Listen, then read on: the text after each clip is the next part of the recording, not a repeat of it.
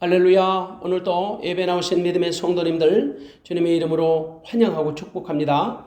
예배를 통해서 하나님의 큰 영광 받으실 줄로 믿습니다.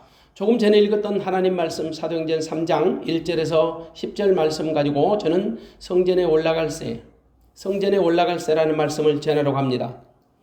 오늘 본문 말씀의 제목은 본문 1절에서 취했습니다.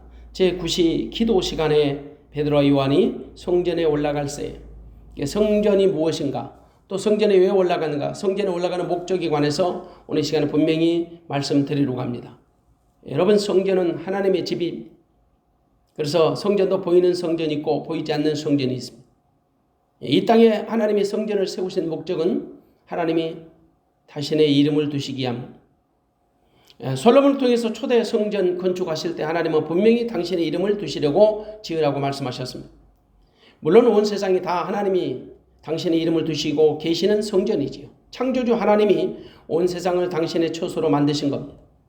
이사야서 66장 1절에 보면 여호와께서 이같이 말씀하시되 하늘은 나의 보좌요 땅은 나의 발등상이니 너희가 나를 위하여 무슨 집을 지을꼬 나의 안식할 처소가 어디냐, 이런 말씀을 하십니다. 물론 이 말씀은 하나님이 어느 특정한 공간에 갇혀 계신 분이 아니라 온 우주에 편만하신 분, 편재하신 하나님이시라는 것을 강조하시는 거예요. 당시 이스라엘 백성들에게 형식적 믿음을 책망하는 말씀이지요.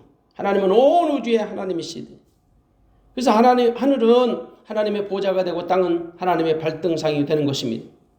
이처럼 하나님이 온 우주의 주인이신데 굳이 너희가 특정한 장소를 구별해서 하나님의 집을 지을 필요가 있느냐는 말입니다. 이러면 하나님이 안식할 처소를 마련할 이유가 없다는 거죠. 당시 이스라엘 백성들의 신앙은 하나님보다는 하나님과 관계되는 것에 더 집중했습니다.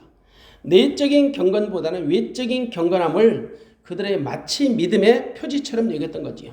그래서 하나님이 이스라엘 백성들에게 외적인 경건을 책망하신 내용이에요. 이른바 율법적 믿음을 책망하는 거지요. 그럼에도 불구하고 하나님은 성전이라는 특별한 공간을 만들어 놓게 하신 이유가 뭘까요? 어쩌면 그것은 우리로 하여금 하나님을 더 구체적으로 경험하고 더 깊이 체험하기 위한 것이 아닐까. 이른바 하나님에 대한 집중도를 높이기 위한 것이라는 말이죠. 인간은 너무 크면 못 봐요. 너무 작아도 못 보고. 다시 말합니다.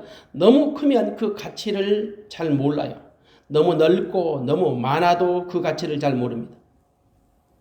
적절한 비유인지 모르겠지만은 산소가 풍족한 곳에서 살아가는 사람들은 산소가 얼마나 고마운지 소중한지 잘 모릅니다. 산소가 얼마나 고마운 건지를 잘 모르고 그저 당연한 것처럼 여기고 살아가요. 그러나 막상 산소가 부족한 공간에 들어가서 호흡의 어려움을 겪어보면 산소가 얼마나 고마운지 실감하게 됩니다. 대부분의 사람들은 너무 크고 많으면 당연한 것으로 여겨버려요. 그래서 그 가치를 잘 모르는 법이죠. 온 우주가 하나님의 성전이라는 사실을 기독교인들은 다 압니다. 그런데 온 우주에 그 성전의 가치를 우리가 인정하고 있는지 그러지 않을 겁니다. 어쩌면 어떤 제한적인 공간이 하나님의 성전이라고 하면 우리는 그곳에서 하나님을 훨씬 더 경외하고 경험하기가 쉬울 겁니다. 물론 하나님의 성전을 지어서 하나님의 이름을 두시려는 그 본질적인 뜻은 구별입니다. 구별, 성별. 성전은 그래서 하나님의 중심의 삶, 성전 중심의 삶을 살라는 거지요. 성전은 하나님이 당신의 이름을 두신 곳, 당신의 이름을 두시려고 택하신 곳이라는 말이에요. 그 당신의 이름을 성전에 두고 계시거든요. 당신의 이름이 있는 곳에 하나님은 당신의 눈과 마음을 항상 거기에 두고 계십니다. 그래서 성전은 하나님의 관심이 집중된 곳이고 하나님의 마음이 집중된 곳이에요. 물론 우리 편에서는 하나님이 이름을 기념하는 곳입니다. 하나님의 이름을 기념하는 곳, 하나님의 영광을 드러내는 곳입니다. 하나님의 영광이 성전의 생명과 같은 거예요. 물론 보이는 성전보다는 보이지 않는 우리 마음의 성전, 이른바 심령 성전이 훨씬 더 중요하지요. 마음의 성전은 예수를 그리스도로 모시고 예수 그리스도 안에 사는 사람, 예수님이 나의 주가 되고 머리 되고 생명이 되어서 예수님이 주는 마음과 생명으로 사는 사람, 이것이 바로 마음의 성전이 이루어진 사람. 그래서 보이지 않는 성전, 마음의 성전이 그렇게 중요한 거예요. 물론 보이는 성전도 중요하지요. 성전은 하나님이 다 당신의 영광을 두셨기 때문이에요. 여러분, 인간은 영과 육으로 구성되어 있어요. 그렇기 때문에 영혼을 통해서 하나님의 영광을 드러내는 것은 두말할 것 없고 육체를 통해서도 하나님의 영광을 드러내야 합니다. 영육 간의 모든 영광을 하나님께 드러내야 하는 거예요. 어느 한쪽만 가지고 하나님의 영광을 드러낼 수 있다라고 말할 수는 없어요. 예를 들어서 육체적으로만 하나님의 영광을 드러낼 수도 없는 것이고 또한 영적으로만 하나님의 영광을 돌려드리는 것도 아니에요. 영육 간의 모든 것으로 하나님께 영광을 올려드리는 것입니다. 그래서 성전은 올라가는 거예요. 올라간다. 물론 성전이 높은 곳에 위치해 있기 때문에 올라간다는 개념으로 말할 수도 있습니다. 그러나 그 본질적 의미는 그게 아니에요. 영적인 경건을 강조하는 거지요. 거룩함의 표현으로 보는 거지요. 이사야 선지자는 그래서 오라 우리가 여호와의 산에 오르며 야곱의 하나님의 전에 이르자 그렇게 선포합니다. 우리가 성전에 올라가는 목적이 있을 거 아니야. 왜 올라가는가? 그 근본적 목적은 하나님께 영광을 돌리기 위해서입니다. 구약 성도들은 당연히 제사와 절기를 통해 하나님께 영광을 돌렸을 겁니다. 어쩌면 성전의 가장 핵심적 기능은 제사와 절기입니다. 하나님을 만나고 하나님을 누리고 하나님께 영광을 돌리는 것이 제사와 절기법입니다. 그러나 신약 성도들은 성전 기도를 드리기 위해서 올라야 했습니다. 물론 또 다른 목적으로 성전에 올라가는 사람들도 얼마든지 있었을 겁니다. 그것은 마치 오늘날 우리가 예배당을 찾는 이유와 근본적으로는 다르지 않다고 생각합니다. 하지만 우리는 성전을 찾아가는 올라가는 목적을 분명히 해야 합니다.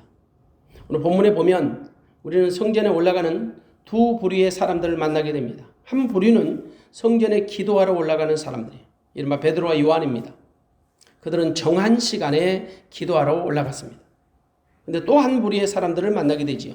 나면서부터 안진병이 된 자와 그를 도와주는 사람들입니다. 그들은 날마다 성전에 올라갔습니다. 하루도 쉬지 않고 출석한 거지요. 아마도 비가 오나 눈이 오나 올라가는 열심히 있는 사람들이 있을 겁니다. 그것은 당장 그들의 생계가 달린 문제였기 때문이죠. 이처럼 성전에 올라가는 사람들의 목적이 다 다른 거예요. 여러분의 성전에 올라가십니까? 노골적으로 물어봅시다. 왜 여러분은 교회에 가십니까? 대부분 예배하러 올라갈 것입니다. 혹은 기도하러 올라가겠죠. 아니면 또 다른 목적을 가지고 올라갈 수도 있습니다. 그러나 근본적으로 교회 가는 목적은 무엇입니까? 이른바 성전에 올라가는 근본적 목적이 뭐냐는 거예요. 복잡하게 얘기할 거 없습니다. 하나님이 기뻐하시는 일을 위해서 올라간다고 말할 수 있을 겁니다. 하나님이 기뻐하시는 일이 바로 예배가 될 수도 있고요. 기도나 전도 같은 다른 것도 분명히 될 수가 있습니다. 하나님의 영광을 드러내는 일체의 일이라고 말할 수 있는 거죠. 그래서 성도들이 교회에 출석하는 가장 근본적인 이유는 예배입니다. 예배는 하나님이 가장 기뻐하시는 영적 행위 중에 하나이거든요. 예배는 교회가 주의 이름으로 행하는 가장 중요하고 우선적인 행위예요. 마치 구약 제사가 성전에서 드리는 가장 우선적인 행위가 되듯이 오늘날 예배는 교회에서 드려지는 가장 중요하고 영광스러운 행위가 되는 것입니다. 그래서 성도가 예배를 드리기 위해서 교회를 찾는 것은 지극히 정상이고 당연합니다. 아무도 그 일에 대해서 시비를 걸 수 없습니다. 왜냐? 성전의 주된 업무가 제사이듯이 예배당의 가장 으뜸된 행위가 예배라는 사실을 부인할 수 없기 때문이죠. 물론 기도하기에 성전을 출입하기도 해요. 같은 의미에서 기도하러 예배당을 출입할 수도 있다라는 거죠. 많은 그리스도인들이 예배당에 기도하기 위해서 찾아갑니다. 물론 기도는 아무 곳에서든지 할 수 있지요. 왜? 하나님은 안 계신 곳이 없으니까. 그럼에도 불구하고 하나님이 당신의 이름을 두신 곳, 그 택하신 성전으로 기도하러 올라가는 것은 경건한 믿음 때문입니다. 이른바 주님이 피 흘리고 세워주신 교회에 기도하러 올라가는 것은 지극히 당연한 것이에요. 그래서 성전이든지 예배당이든지 하나님은 당신의 이름을 두신 곳에 당신의 눈과 마음을 집중하고 계시기 때문입니다. 여러분, 성전이나 교회는 기도하기 가장 좋은 곳이에요. 이보다 더 기도하기 좋은 장소는 아마도 없을 겁니다. 그래서 기도하러 성전에 올라간다거나 예배당에 출입하는 것은 거룩하고 경건한 습관이에요. 거룩한 행위예요. 이런 습관은 가질수록 좋습니다. 물론 습관적으로 올라가는 것은 좋지 않아요. 왜? 종교적인 습관으로 성전에 올라가거나 혹은 예배당에 출입하는 것은 영적으로 나를 무감각하게 만들어버려요. 영적인 신선함이 없이 그저 무덤덤한 종교인으로 전락을 시켜버리는 거예요. 근데도 불구하고 올라가지 않는 것보다는 올라가는 것이 더 낫습니다. 왜? 언젠가는 그도 변화될 수 있기 때문이죠. 오늘 본문을 보십시오. 베드로와 요한입니다. 그들에게는 성전에 기도하러 올라가는 습관이 있었습니다. 물론 그 성전은 유대인의 성전입니다. 당시 구약으로부터 유지되어 온 성전이 존재했던 거지요. 하지만 베드로와 요한은 누굽니까? 예수를 믿는 사람들이에요.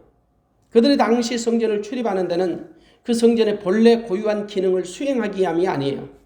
그들은 비록 예수를 믿지만 성전을 중심으로 그들의 신앙을 지켜나가는데 어떤 불편한 마음이나 생각이 없었던 겁니다.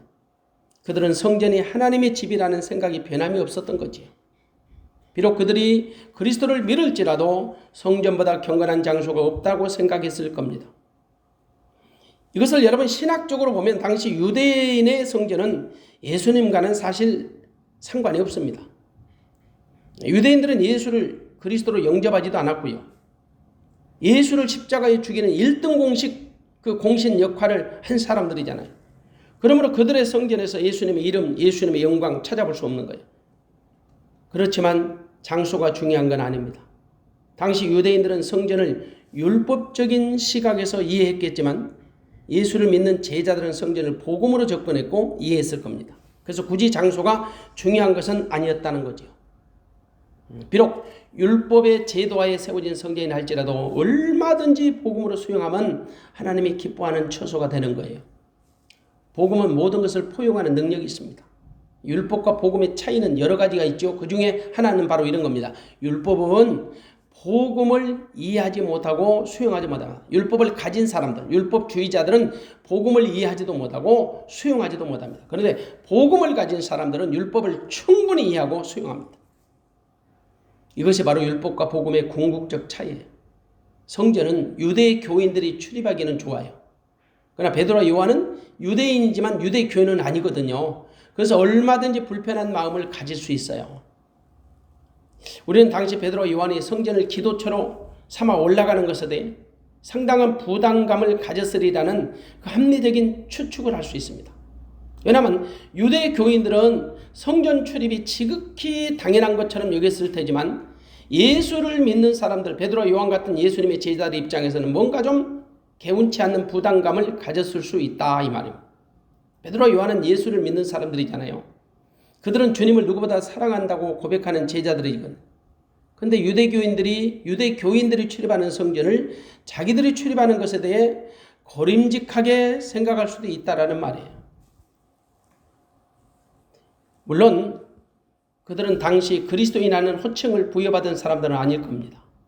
왜냐하면 그로부터 10년 이상이 지난 다음에 안디옥에서 최초로 그리스도인이라는 별칭을 부여받게 됩니다. 이게 공식적으로 그리스도인이라는 이름으로 불려지게 된 것은 안디옥 교회로부터 시작합니다. 그러므로 당시 유대교인들의 입장에서 볼 때는 그들은 그저 단지 나사렛 예수를 믿는 신흥 종교인으로밖에 보이지 않았을 겁니다. 그만큼 그 당시에는 그리스도교의 존재감이 미미했던 거죠. 그리스도교는 이제 막 태동하는 신흥 종교로밖에는 안 보였던 거죠. 새싹이 지금 튀어 오르는. 하지만 당시 예수 그리스도의 제자들도 그들만의 기도처가 필요했던 거죠. 그런데 그들만의 기도처가 공식적으로는 없었던 거예요. 그래서 그들은 유대교의 전통에서 설립되었던 성전을 그들의 기도처로 사용했던 겁니다. 당시 아직은 유대교와 그리스도교가 엄격하게 구별된 것은 아니었을 테니까. 물론 유대인들의 눈에 비친 그 베드로와 요한은 자기들과 동일한 유대인처럼 보였을 테지요. 그럼에도 불구하고 베드로와 요한은 성전의 의미를 제대로 알고 성전으로 올라가는 거예요. 성전이 하나님의 아들 예수 그리스도의 몸이라는 사실을 그들은 분명히 알았던 거지요. 만일 그런 믿음이 없었다면 굳이 성전으로 기도하러 올라가지 않았을 겁니다. 그들은 성전의 주인이 예수 그리스도라는 사실을 분명하게 믿는 사람, 아는 사람. 예수를 아는 사람은 성전을 알아요. 예수를 믿는 사람은 그 어디나 성전인 것을 믿는 거죠. 그들 안에 계신 예수님으로 인해서 어디든지 성전이라는 사실을 아는 거예요.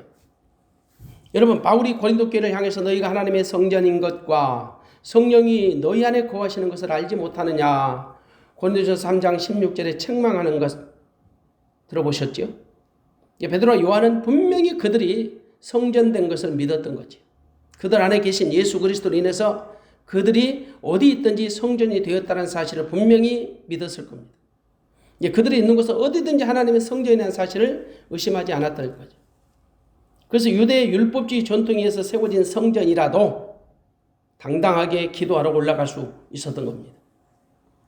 이른바 베드로 요한은 그 성전을 기도처로 삼아서 올라간 거예요. 그런데 또 성전에 올라가는 또 한 부류의 사람이 있었죠. 이른바 나면서부터 안진뱅이 된 사람이요. 그는 날마다 성전 미문으로 출근했습니다. 나이는 46쯤 된다. 그는 자기 스스로는 성전 문에 올라갈 수 없는 사람. 왜냐? 나면서부터 안진뱅이있기 때문이에요. 누군가의 도움이 없으면 올라갈 수 없어요. 아마도 그를 도와주는 사람이 최소 몇 사람은 필요했을 겁니다. 근데 우리는 그들이 그와 어떤 관계인지는 몰라요. 그들이 그의 가족인지 친족인지 그들의 정보에 대해서 아는 것이 없습니다. 다만 그를 돕는 사람들이 정말 대단한 사람들이라고 생각합니다. 왜냐하면 창의를 가진 사람을 한두 번 돕는 것은 가능할지 모르지만 여러분 지속적으로 날마다 도와주는 것은 쉬운 일이 아닙니다. 특별한 사랑과 애정이 없으면 불가능하죠. 보통 관계 그 이상이라고 생각합니다. 어쩌면 안진뱅이와 함께 경제적인 이익을 공유하는 사람들인지 모르죠. 그럼에도 불구하고 대단한 사람들이에요. 그런데 우리가 분명한 거 한 가지는 이들 모두가 다 성전과는 관계가 없는 사람들이다. 이른바 제사에는 관심이 없는 사람들이다. 그들은 다만 성전을 그들의 생계를 책임져주는 일터로 생각했던 거지요. 하루라도 그곳으로 나가지 않으면 당장 생계가 걱정되었을 겁니다. 그러므로 비가 오나 눈이 오나 직업적으로 나갔을 겁니다. 안진뱅이가 앉아있는 곳이 어디입니까? 성전 미문입니다. 미문은 주로 제사장과 율법교사와 같은 유대교 지도자들이 출입하는 곳입니다. 그러므로 날마다 성전 미문으로 출근하는 안진뱅이를 모르는 사람은 아마 없었을 겁니다. 그래서 미문을 출입하는 사람들 중에 그 모습은 너무나도 익숙하고 친숙한 모습으로 받아들였을 테지요. 그냥 무덤덤한 상태로 말이에요. 안진뱅이나 출입하는 사람들 모두가 다 무감각했을 겁니다. 그냥 운수 좋은 날에는 몇 푼의 수입이 있었을 것이고 대부분 그날이 그날과 같았을 거예요. 그래도 안진뱅이는 목구멍이 포도청이라 그 일밖에 할 수 없었던 겁니다. 어쩌면 어떤 좋은 운수 좋은 날을 기대하면서 날마다 미문으로 올라갔을 겁니다. 문제는 목적이 다르면 관심도 다르다는 겁니다. 똑같은 성전이지만 올라가는 사람들의 목적이 다르면 관심이 달라집니다. 어떤 목적을 가지고 성전을 출입하느냐 그들의 관심사가 되어버린 겁니다. 베드로 요한이 성전에 올라가는 목적은 기도였습니다. 하나님과 정한 시간에 교제를 하기 위한 거죠. 그러므로 자동적으로 그들의 관심은 언제나 서나 하나님 생각, 예수님 생각뿐이었을 겁니다.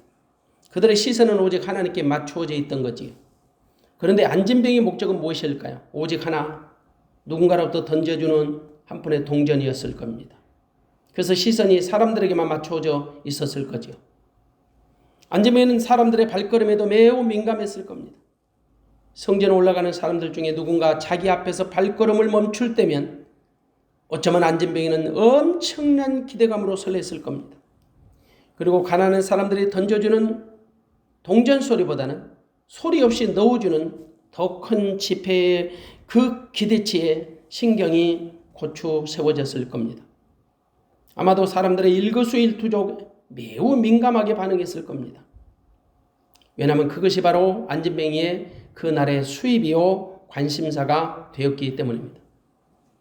안타까운 것은 안진뱅이의 관심사는 오직 그날에 들어오는 돈이 전부였던 겁니다. 오직 그의 소망은 돈밖에 없었습니다. 그는 남들처럼 일어나 걷고 싶다는 창조적인 생각은 잊어버린 지 오래되었을 겁니다. 물론 그에게도 처음에는 그런 소망이 없지 않아 있었을 테지요. 그리고 나름대로 치료도 해보고 자기가 믿는 신께 간구도 해봤을 겁니다. 그러나 세월이 지나면서 그런 꿈들은 물거품이 되고 말았을 테죠.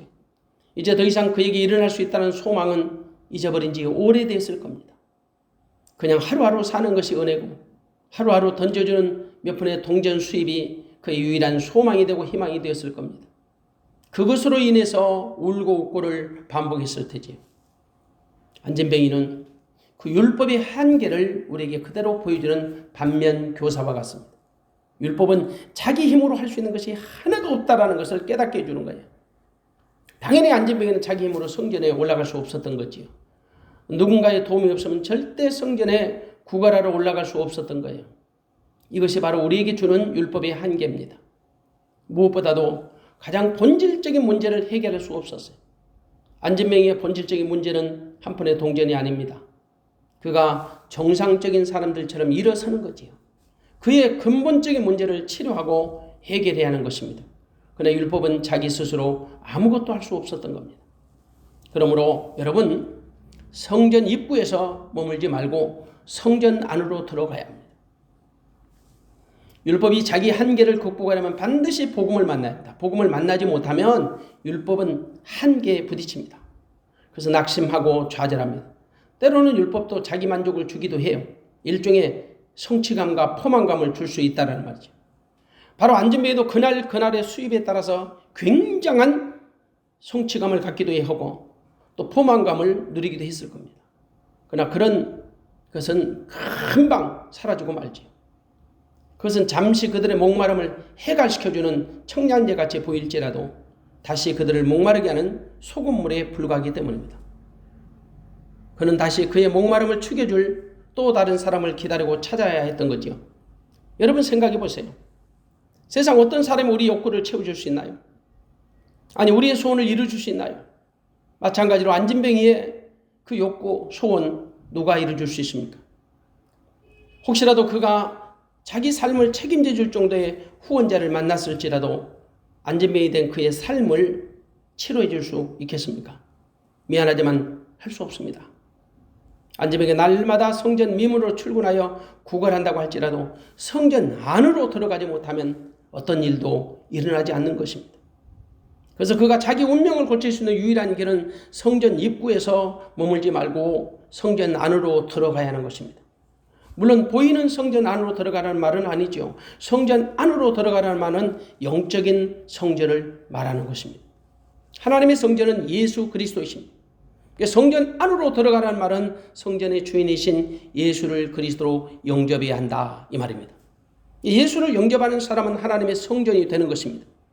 내 안에 예수를 그리스도로 모시고 영접하면 내가 하나님의 성전이 되는 것입니다. 내가 하나님의 성전이 되는 것은 하나님의 내 삶의 주인이 된다는 겁니다. 하나님이 주인 된다는 것은 하나님이 나를 지배하고 다스리고 통치하신다는 말입니다. 한마디로 이제는 내가 산 것이 아니라 오직 내 안에 그리스도께서 사신다는 말이죠. 그러면 우리는 비록 육체 가운데 살지라도 나를 사랑하사 나를 위하여 자기 몸을 버리신 하나님의 아들을 믿는 믿음 안에 사는 것입니다. 한마디로 삶의 주인이 바뀐 거죠. 내 삶의 주인이 바뀌면 이제까지 나를 지배하던 세상 것으로부터 자유하게 됩니다. 이른바 육신의 정욕과 안목의 정욕과 이생의 자랑으로부터 자유하게 되는 것입니다. 비록 나 가진 재물이 없을지라도 자유하게 되는 것입니다. 비록 안진뱅이의 신부로로 살지라도 영원히 자유하게 되는 것입니다. 왜냐? 율법은 사망의 법이고 복음은 살리는 법이거든. 그러니까 예수 안에 있는 자는 결코 정죄함이 없는 것입니다. 왜냐하면 그리스도 예수 안에 있는 생명의 성령의 법이 죄와 사망의 법에서 당신을 해방하기 때문입니다. 그러므로 누구든지 예수 안에 있으면 죄에서 자유하고 사망에서 자유, 율법에서 자유하게 됩니다. 그런데 이 죄와 사망과 율법은 서로 얽혀 있습니다. 이들은 모두 같은 집에 사는 식구들입니다. 죄를 죄되게 하는 것이 율법이죠. 율법이 없으면 죄가 뭔지는 몰라요. 그래서 율법은 정죄하는 기능을 합니다. 정죄는 죄를 정하는 것이죠. 그리고 죄의 값은 뭐예요? 사망입니다. 율법으로 인하여 정죄를 받은 죄는 값이 있습니다. 죄가 지불해야 할 죄값이 있다는 말이에요. 성경은 죄의 삭은 사망이라고 그래서 말하는 겁니다. 한마디로 이 세 가지 죄와 사망과 율법은 서로 물려 있어요. 한 가지라도 없으면 기능을 못해요.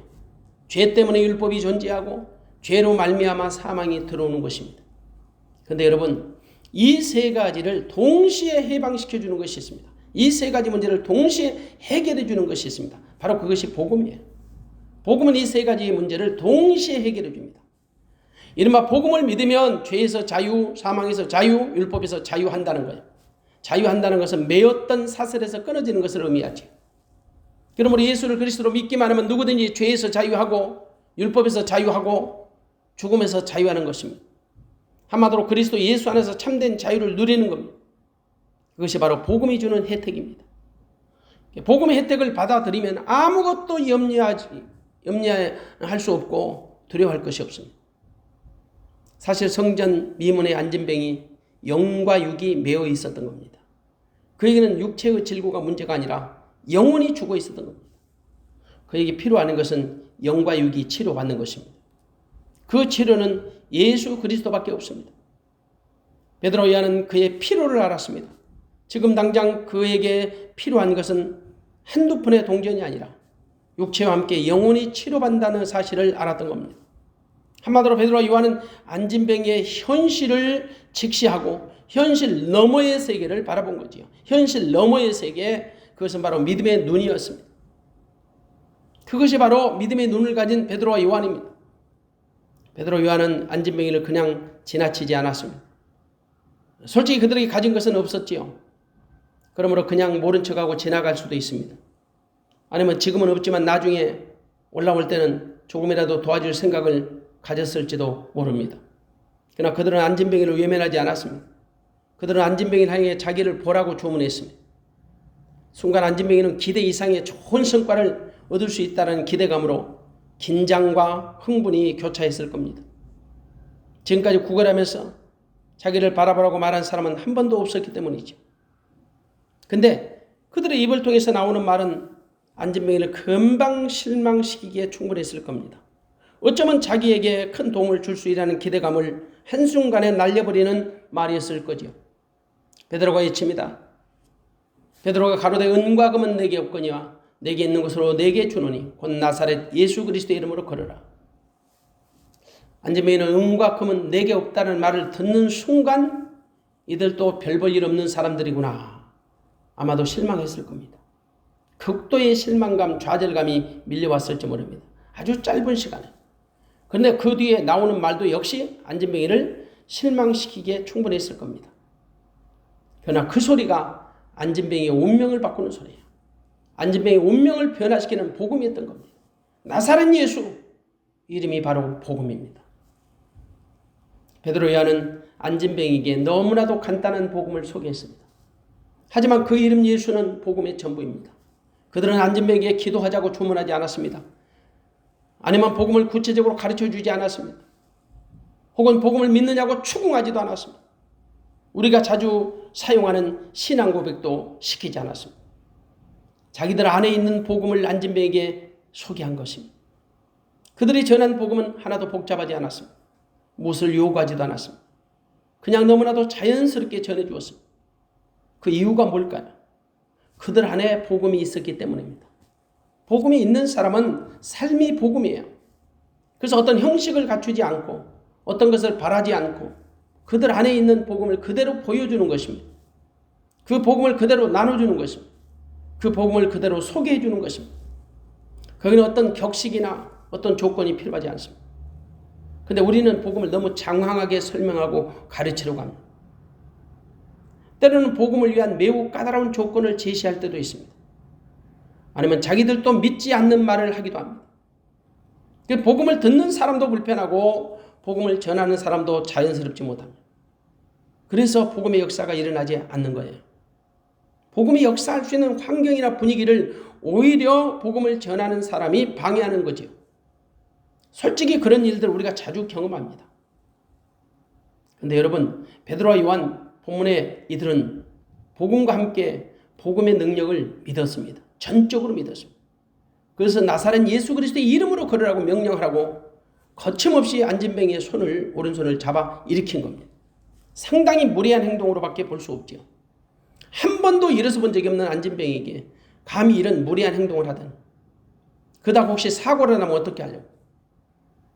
가끔씩 여러분 복음 전하는 사람들이요, 주변에서 참 무례하다는 지적과 핀잔을 듣는 경우를 보게 됩니다. 때로는 좀 지나치다는 생각을 하죠. 최소한 그들의 눈에 비친 그 전도자의 모습은 충분히 그렇게 보일 수도 있습니다.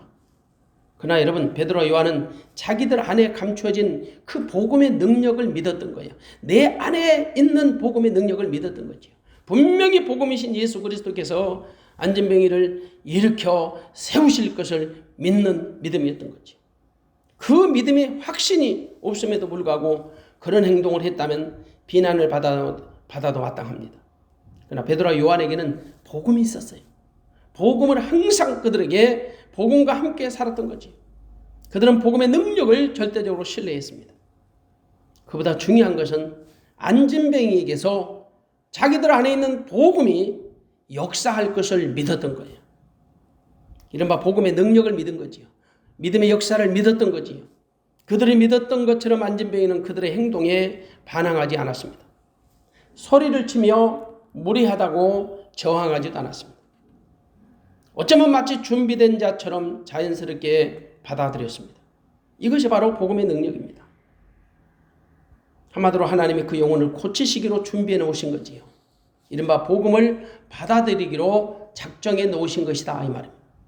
그래서 우리가 하는 게 아니라 사실은 하나님이 하시는 겁니다. 그는 즉시 발과 발목이 힘을 얻었습니다. 그리고 뛰어서서 걸으며 그들과 함께 성전으로 들어갔습니다. 지금까지 성전 입구에 있던 안진뱅이가 성전 안으로 들어간 것입니다. 어쩌면 평생 처음이었을 겁니다. 그렇게 수많은 세월 동안 날마다 성전에 출근하다시피 하면서 성전 안으로 들어가 본 적은 어쩌면 처음이었을 겁니다.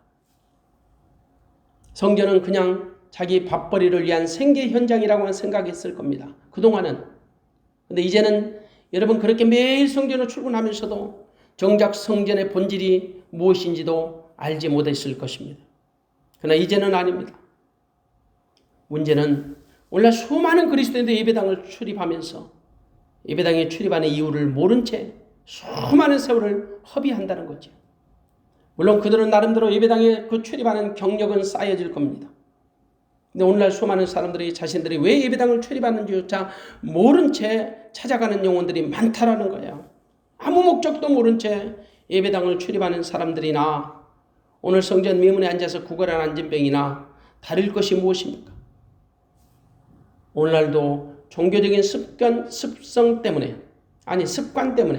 예배당을 출입하고 있는 것은 아닌지, 혹은 다른 특수한 목적을 가지고 예배당을 출석하고 있는 것은 아닌지, 그러면 여전히 당신은 성전 입구에서 구걸하는 안진뱅이와 다를 것이 하나도 없을 겁니다. 어쩌면 당신은 영적인 안진뱅이일 것입니다. 여러분 말씀드립니다. 육신의 안진뱅이만 안진뱅이가 아니라 영적인 안진뱅이들이 오늘날 교회 안에 부지기수로 많다는 거예요. 여전히 교회를 출입하면서도 출석하면서도 예수를 만나지 못한 영혼들이 많다라는 거지요. 아니 예수에 대해 어떤 관심도 갖지 않는 영혼들도 많다라는 거지요. 예수님에 관심이 없어요. 이른바 예수 안으로 들어가지 못한 사람들이 교회당 안팎에 수없이 많다는 사실을 잊지 마십시오. 오늘 본문을 통해서 우리들의 믿음을 다시 한번 점검하는 계기로 삼으시기 바랍니다. 성전 입구에서 머무르지 말고 성전 안으로 들어가십시오.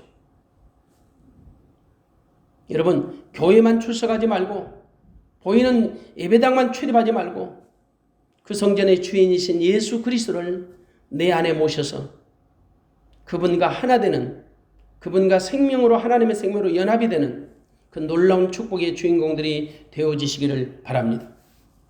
예수 그리스도의 주변에서 서성거리지 말고 예수 주변 것들로 인하여 서성거리지 말고 예수 그리스도 안으로 들어가서 주님과 더불어 먹고 마시며 주님과 하나 되는 하나님의 생명으로 연합하는 믿음의 성도가 되어지시기를 주님의 이름으로 축원합니다. 기도하겠습니다.